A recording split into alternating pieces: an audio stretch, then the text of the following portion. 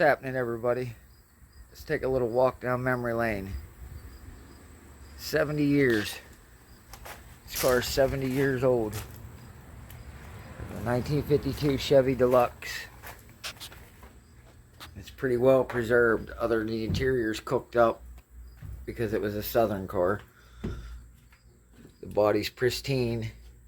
But let's just take a quick walk around and see how much has changed in 70 years. First, under the hood, you see we're topping the battery off because we was starting the lot yesterday, and these generators aren't real efficient and don't really charge well if the car's sitting there idling. So, under the hood, we got the legendary Chevy Stove Bolt 6-volt electrical system. Basically, here's your oil filter, oil bath air filter, windshield washer reservoir, the horns. This is an aftermarket radiator that somebody put in. Everybody has the original for it. And you see the hood is a two-piece stamping. Crazy how it's put together, huh? The hood's two-piece. But it was easier back then to stamp it like that. Things changed a lot on these. They said 6-volt that. This has a torque tube rear drive, which is basically a tube that the drive shaft runs in, and that tube's mounted to the rear axle and to the transmission. Jump under here and I'll show you guys. But as you can see, that tube's connected to the transmission and runs back. There's a shaft inside that tube, and that's how it transfers power to the rear wheels. I mean, it's nice the parking brake even works on this car. This car is immaculate underneath. The front steering linkage is odd. This does have a coil spring front suspension, leaves in the back. See, everything's riveted on this car. It's not welded, this car is riveted together. On the chassis, you have the wheel skirts here. That was a big thing back in the day.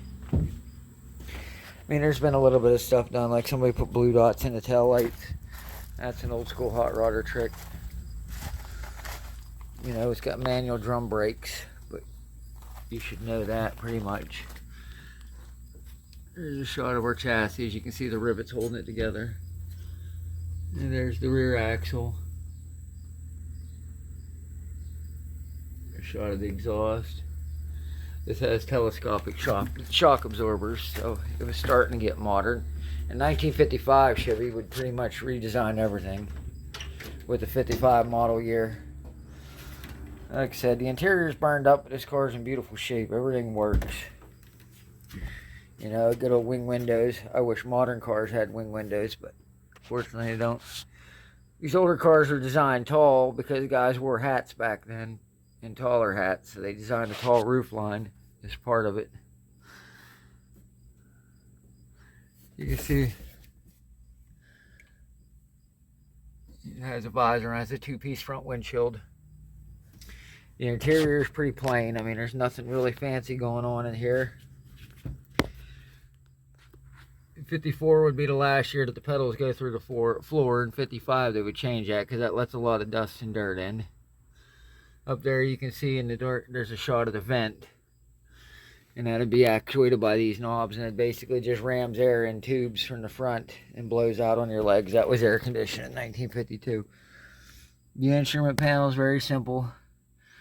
This has a charge meter, the fuel gauge, the temperature gauge, and the oil gauge. This car has 74,000 miles on it. That is the original mileage. We bought it off of the guy that bought it new.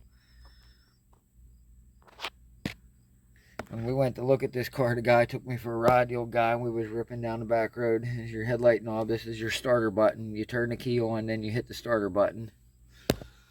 There's your turn signals. Here's your turn signal indicator lights here on the column for your turn signals. This is how you blow the horn, by this ring. You can push and pull on it to blow the horn.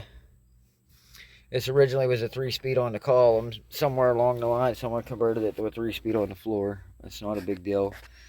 This was a non-radio car. It didn't have a radio in it. They did get the clock, but no radio.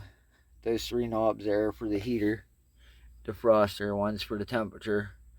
One's for either heat or defrost, and the other's for the fan. This is your choke. It has a manual choke on it. This is your windshield wipers.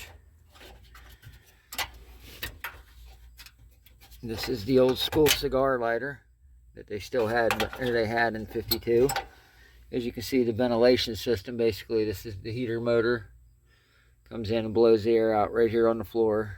Your parking brake, if you're familiar with like the newer Toyota trucks in the 80s and 90s, they use kind of a lever like that. You pull it out and then you turn it to release it. But yeah, I mean, it's just, things really changed a lot through the years. This car is surprisingly comfortable.